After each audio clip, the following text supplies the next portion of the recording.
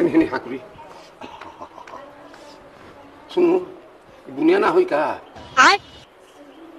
बलिया बुनिया पड़ी अब ये कह रे देखा ना जहिया पहले दिन बुनिया पड़ल रहे तो पूरा बलिया में पानी लाग गल है। अच्छा मैं नाला एकदम बजा गल अब जनता विद्रोह करे लगल। अच्छा जाके नेता ले जाके इंद्र भगवान के अब पैसा दिल बन सो। अच्छा अरे जानत देखा तू ना अरे पैसा वाला का हर जगह ना पहुंच बैठे भाई पूजा का पैसा दे बन सो ये भगवान बुनी परवा दे अब मैं नाला बजा जाई तो उनके दुकानदारी ठप हो जाई तो ये अपन दुकानदारी बचावे खातिर घुस दे बन सो।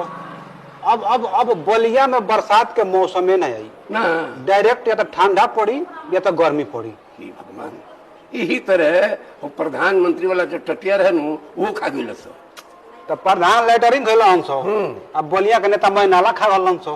भगवान ये बुनी ना पड़ी हो।